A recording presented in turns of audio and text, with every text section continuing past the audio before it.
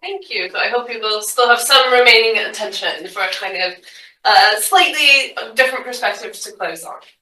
Uh, so, um, in 1923, the American sculptor Lee Lowry created a relief panel showing the history of writing for the Library of the National Academy of Sciences in Washington, D.C. While the scientists of the National Academy had strong opinions on the decorative program for their prestigious new home, the theme for the library's mantle was artist Lowry's own idea, and the content, I would argue, reflected an artist bias. For in his account of the development of this essential science, writing begins as art. The earliest stage in his story is a Paleolithic cave painter, right there, followed by an ancient Egyptian carving signs that are, of course, also pictures in some sense. Lowry's history proceeds upwards through Assyrians and Babylonians, Phoenicians, Greeks and Romans, to medieval monks, and finally the printing press. At the base, his early Egyptian carver works on an obelisk that breaks the bounds of this chronological story. Finishing off the sign that Lowry himself has really authored, is this carver not an analog, this guy right here, a double of the real artist still at work?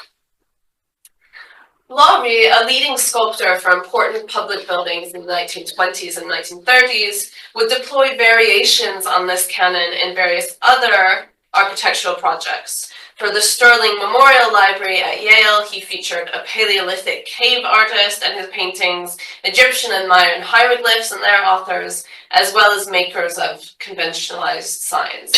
For the 1926 Los Angeles Library, he created a well of scribes showing, to quote an official publication from the time, a group representing the European tradition, confusingly on the same side as two American figures, Aztec with the symbol of the sun above his chisel, and the North American Indian painting his pictographs upon his skin.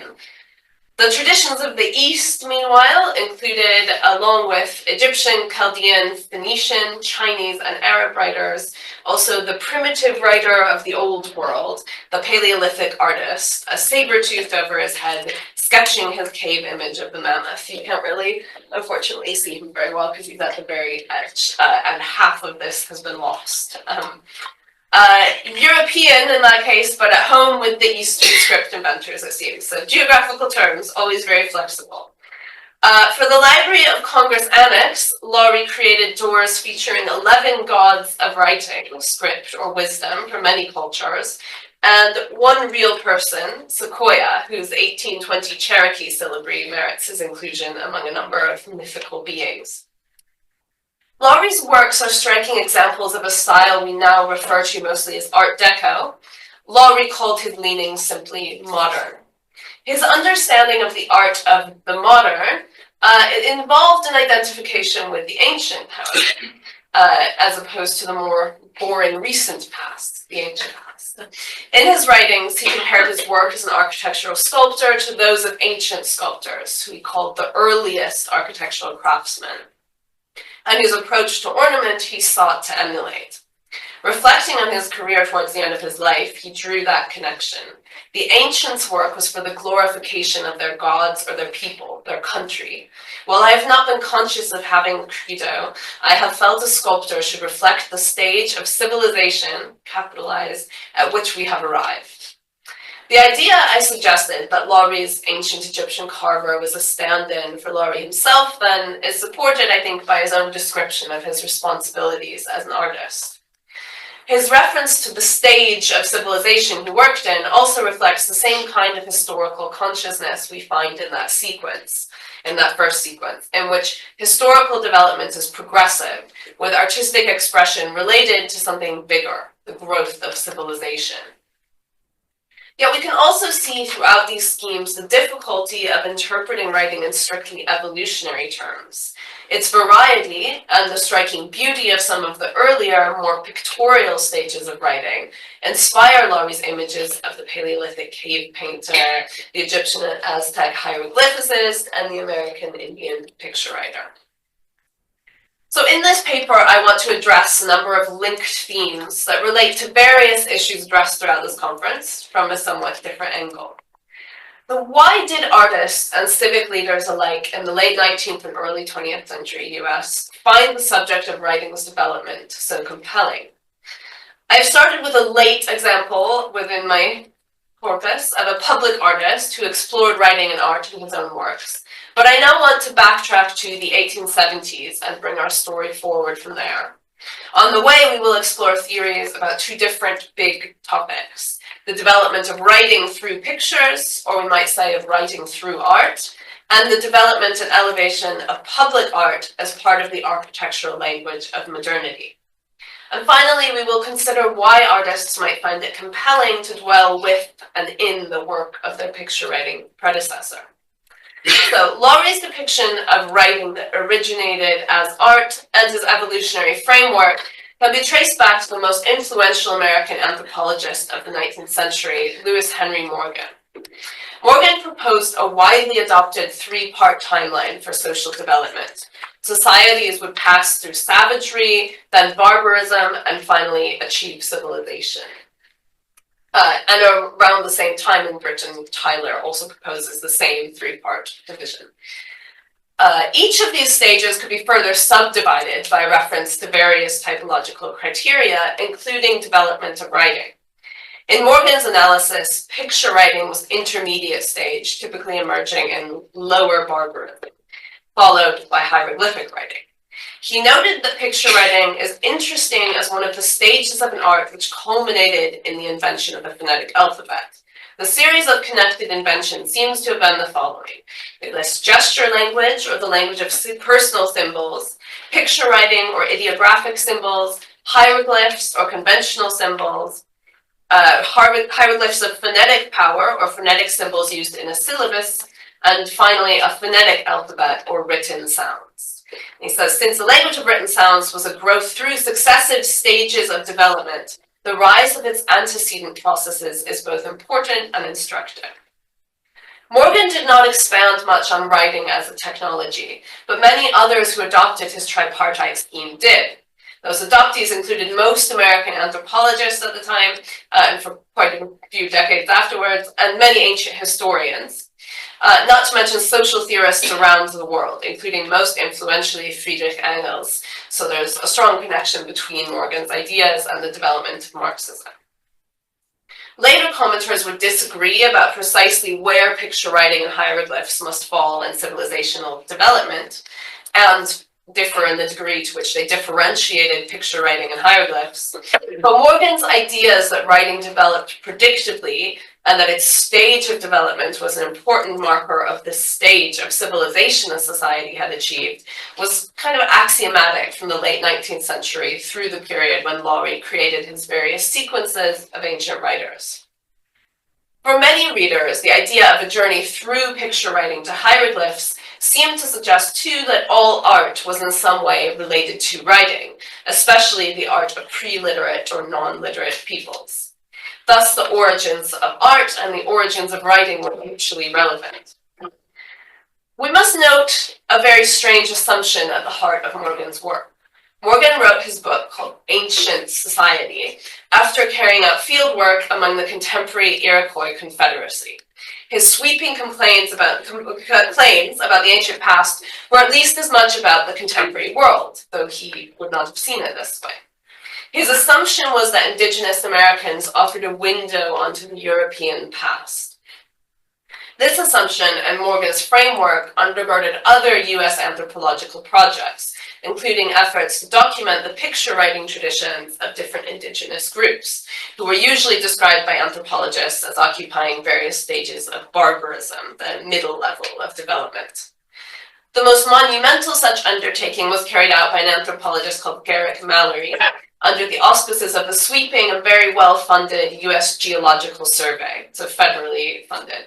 He published his study through the US Office of Government Printing, Picture Writing of the American Indians, referred to by him as a preliminary paper. The preliminary paper was 850 pages long, and dense text interspersed with more than 12,000 figures. Nonetheless, it was indeed preliminary in that Mallory had no firm theory, but merely aimed to find and analyze the huge numbers of kinds of picture writing of North American Indians, taking in symbolic forms of communication ranging from gestures to petroglyphs to truly conventionalized signs in all kinds of media. Mallory commented on a huge range of interpretive, technical, and formal manners through comparison, though never suggesting a direct relationship, to numerous other script and idea systems. Mallory's actually rather delightful study takes the position that a huge range of symbolic forms of communication are again mutually relevant. He would also carry out extensive research on gesture language, Morgan's very first step in the development of writing. Thus, physical sign language with the body, various kinds of pictorial representation, and conventionalized signs tending towards writing were all on a continuum, and all might help to explain each other. His cross-cultural comparisons evince minimal interest in hierarchy. It kind of is interest in everyone and everything. Nonetheless, Mallory also followed the paradigm in which the visual was a crucial component in the development of writing, which did have a natural progress towards the less pictographic. Drawing was the beginning of writing, and writing was a conventionalized drawing, he says. All the known graphic systems originated in picture writing. All have passed through the stage of conventionalism for that commonly called the hieroglyphic, leading, he said, to syllabries, and then he doesn't go on, but presumably to alphabets.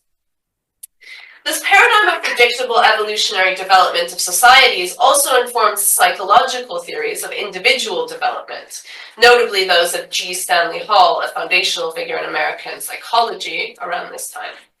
For Hall, who also drew on the theories of German biologist Ernst Haeckel, and his principle, famously summarized as ontogeny, recapitulates phylogeny, childhood psychological development involved a reiteration of the entire evolutionary history of humanity.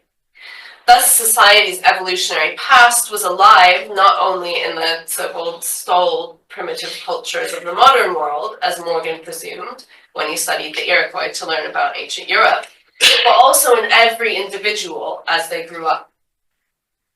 Such a perspective might then seem to consign the visual to the childhood of humans and of humankind. Yet this was far from the only way that scholars were thinking about visual communication at the time. Many commenters across disciplines and political and social leanings also detected an elevation of visual communication in modernity. Sometimes this was linked to technological developments, which made the visual both easier to produce and a better and more effective means of communicating with mass publics. Indeed, G. Stanley Hall declared in 1900 that we all were living in a picture age. Even aside from the technological innovations of modernity, however, many writers, psychologists and education professionals, museum curators, and artists all emphasize the inherent immediacy of visual communication, and the eye as an especially effective organ of perceiving and understanding. In 1889, G. Brown Goode, Assistant Secretary at the Smithsonian Institution and Museum Director there, prefigured Hall's diagnosis of modernity as a picture age, writing, "In this busy, critical, and skeptical age, each man is seeking to know all things, and life is too short for many words. The eye is used more and more, the ear less and less. And in the use of the eye, descriptive writing is set aside for pictures, and pictures in their turn are replaced by actual objects. In the schoolroom, the diagram, the blackboard, and the object lesson, unknown 30 years ago, are universally employed. The public lecturer uses the stereopticon to reinforce his words. The editor illustrates his journals and magazines with engravings 100-fold more numerous and elaborate than his predecessor thought needful. And the merchant and manufacturer recommend their wares by means of vivid pictographs." I think it's interesting how some of this sounds like it could be someone talking about now, and others of it sound very strange, like the idea that the blackboard is a modern innovation.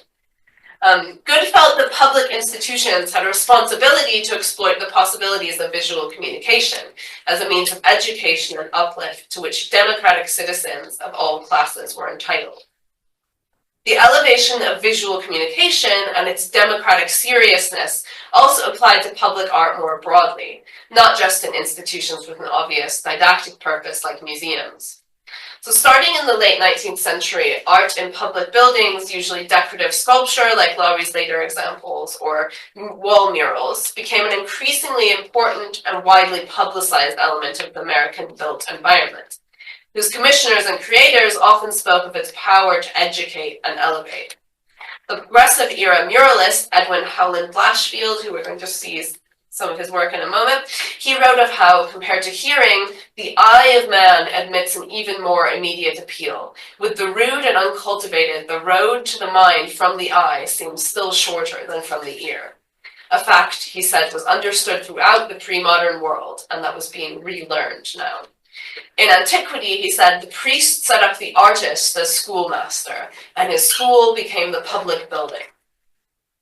Cass Gilbert, a leading classicist architect of the early 20th century, if you care about architecture, you've probably heard of, he designed numerous state capitals and the US Supreme Court, wrote of public art, the poor man cannot fill his home with works of art. The state can, however, satisfy his natural craving for such things, in the enjoyment of which all may freely share, by properly embellishing its public buildings. There, the rich and poor alike may find the history of the state and the ideals of its government set forth in an orderly and appropriate way, in noble inscriptions, beautiful mural paintings and sculpture, and in the fine proportions and good taste of the whole design.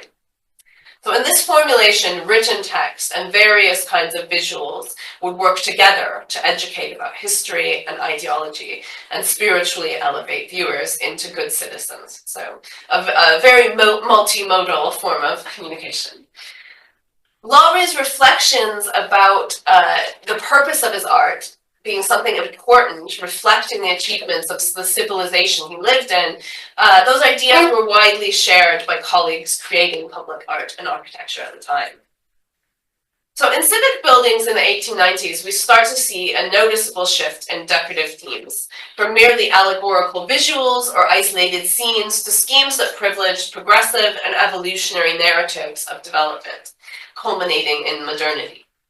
This reflected the way that anthropological ideas had contributed to revising popular historical consciousness towards an evolutionary progressive vision of historical change. This understanding of history as a teleological narrative, the rise of civilization, also reflected and contributed to later 19th century boosterism for the benefits of progress and modernity. Grand public buildings were often concrete embodiments of modernizing agendas. Public libraries, for example, which were built in massive numbers across the US from the 1890s on, were lauded for their democratic openness to all, educating and uplifting, just as Good had argued that museums could do. The democratic public library, whose art exemplified the evolutionary vision of history, was the 1897 Library of Congress, the nation's public library, an enormous ornate neoclassical structure built, of course, with federal funds.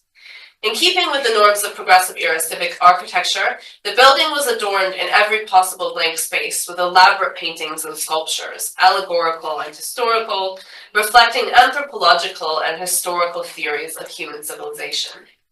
Perhaps the most significant work for the library was the mural adorning the collar and dome of the library's central reading room, Edwin Blatchfield's The Evolution of Civilization. I've only given you about half of it.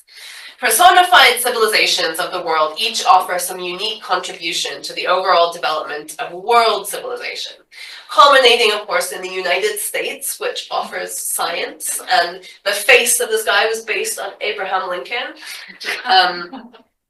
At the very beginning of civilization's evolution is writing, an invention ascribed to Egypt, so written records. This accords with orthodox Morganism, in which hieroglyphic, rather than mere picture writing, is the bedrock of the civilized stage of human development. So that's the criteria at which you tip over from barbarism to civilization.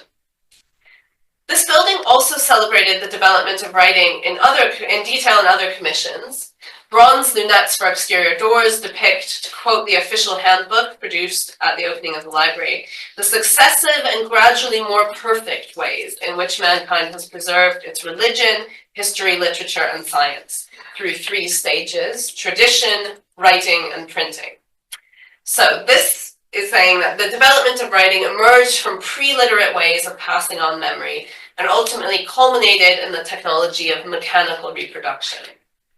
Similar ideas in greater detail were represented in the interior in John White Alexander's Evolution of the Book, a 5-part mural sequence beginning in prehistory with the cairn, showing prehistoric men clad in animal skins raising a memorial of heaped stones by a seashore. Like Garrick Mallory, for whom gestures with the body were part of picture writing, Alexander accorded any kind of symbolic communication, in this case, sort of a bit of art and architectural construction, a place in the genealogy of the book. Next in order is oral tradition, showing, quote, an Arabian storyteller captivating his fellow tribesmen. The era is unclear. And then Egyptian hieroglyphs, depicting a male carver watched by a passive woman spectator. The handbook informs us that she is his sweetheart. That era can be pinpointed a bit more precisely, as sometime in the roughly 3,000 years hieroglyphs were in use. I think most likely imagined that this is sometime in the Pyramid Age, in the mid-3rd millennium BCE. This is followed in time by one called picture writing, thus reversing the order that Morgan would have recorded these two stages, and showing how these ideas were sometimes received rather vaguely. Here we see once again a male artist-writer, an indigenous American ready to paint on a prepared hide, while once again a beautiful girl passively watches. The era again is unclear, but I think we can imagine that we're looking at a much more recent scene than the Pyramid Age, informed as it is by the kind of contemporary field work the federal government was sponsoring at the same time that they were sponsoring this library building. The final two images show a European monk creating a manuscript book, and Gutenberg himself and his assistant with their printing press. Both sequences illustrate how an evolutionary schema could easily tell a seemingly coherent narrative of a rise of civilization, even at the same time that it jumped around wildly in time and space, creating hierarchies of peoples in the process. 4,000-year-old Egyptians are somehow the same as indigenous Americans now, or a few hundred years ago. Among other reasons, because of what kind of writing they do or don't use. We can see this logic in a particularly striking way if we turn back to the tradition lunette that I showed earlier, which the official guidebook describes as featuring a landscape background of prehistoric vastness and solitude, with typical representatives of the primitive peoples whose entire lore was kept alive by oral tradition. An American Indian or Norseman, a prehistoric man, and a shepherd, standing for the nomadic pastoral races, who we have just seen, in fact, were not necessarily illiterate. But the face of the Indian, the official guidebook noted, is understood to be a portrait of Chief Joseph of the Nez Perce tribe from a sketch made from life by Mr. Warner in 1889. Chief Joseph was the English name of a Hinma Tuya Latket, who, after leading his people in resistance to relocation onto a reservation, had surrendered to the US Army in 1877. We might pause to wonder what a man available as a life model is doing in a setting of prehistoric solitude. But for the author of this 1897 guidebook, his presence there needed no further justification. While these examples were all commissioned by large civic buildings to fit certain themes and emphasize their mission, science, education, whatever, I argue that the artists who created these images evince an interest in picture writing and hieroglyphs that reflects a personal identification with the creators of these artworks in the past. In these images of artist-writers at work, artists like Laurie and Alexander imagine the moment of creation and zero in on that space. And picture writing and hieroglyphs are supposed to be intermediate stages on the way to a better form, but they certainly make for more compelling subjects, and lead to, I think, more dynamic images than these culminating ones are much less interesting than the first one. So I'm going to end with one last example. Perhaps nowhere is this identification better captured than in works by an artist of the same era, George de Forest Brush.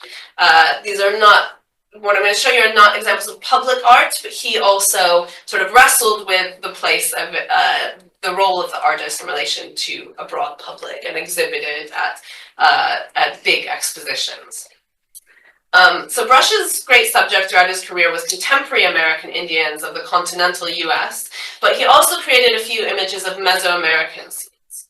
In 1887, as an Aztec sculptor, he depicts that sculptor at work at some point in the classical period. His artist is a solitary figure in the early stages of inscribing low relief drawings and hieroglyphic text onto a stone wall. In Brush's image, his sculptor has blocked out the spaces where his hieroglyphs will go, but only the first few are completed. You can see that in detail. It's a plausible reimagining of the process of complex carving. Showing this work in an intermediate state highlights the power of the artist-writer. Through his solitary hand, stone can become imaged and blank spaces filled with meaning. The images he creates will and have outlasted him. Brush can create such a painting because the kinds of Aztec art and science he shows being created still exist. Given that Aztec glyphs were essentially undeciphered at the time that Brush created this image, the image is also frustratingly, tantalizingly opaque. The Aztec artist's face is turned away from us, a device that both invites us into his activity and perspective, and yet also distances us from this creator, what he knows and what he intends. Yet we must also consider that all of this is an illusion. There is no stone, carved or uncarved. There is only Brush's oils, which you can see the texture of when you look up close. Through his own creativity and technical skill, he can evoke other materials and other styles of artistic expression. He can reproduce the aesthetics of Aztec art as well as his own 19th century naturalism, his carefully observed musculature and the soft light of the interior space. This painting was one of a number of works by Brush showing indigenous craftsmen at work. Emily D. Shapiro has argued that his interest and identification with these figures was rooted in his profound antagonism toward modern industrial society. He was not happy in the 1890s. Brush both identified with these pre-modern, and in anthropological terms, not yet quite civilized artists, and envied them, and the kinds of mental states and social contexts in which they worked, one he might prefer to his own state of mechanized civilization. So everything compelling, fascinating, and frustrating about the encounter with a past different from our own seems to find expression, I think, in the very liminal nature of picture writing, this icon of the moment when prehistory becomes history, where people of the past start to be able to send messages to us in the future. Messages that are more compelling when they also look like something we can immediately recognize, or perhaps think we can immediately recognize when they are closer to art. Do I have another slide? No. So I started by, I'll take you back to look at something. I started by exploring scholarly theories about the important role of the visual in the development of writing, with the visual as a transitional moment on the way to a culmination in civilized, non-pictorial writing. But I've ended by exploring how various artists and academics wanted to dwell in that transitional space, to think about different kinds of memory marking than the written text, and different ways of communicating, through pictures or picture writing or something in between. The hierarchies that were created by evolutionary theories about writing did not in fact focus attention on the alleged culmination of writing, and with its civilization, but on these transitional moments, which may have been officially less advanced, but were often clearly received as more beautiful, more interesting, or more likely to offer the person who could make beautiful images a central role as memory keeper and meaning maker in their culture. It has long been observed by scholars of reception that the reception of the ancient past is not merely about reflection or interpretation of something from antiquity, but part of its shaping, an interactive process.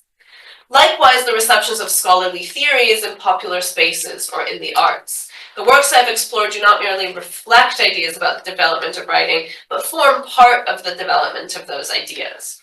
And very influential ones, I'd say.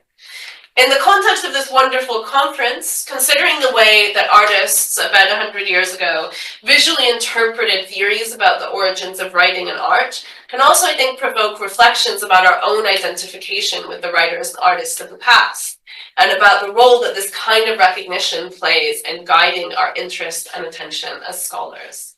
Thank you.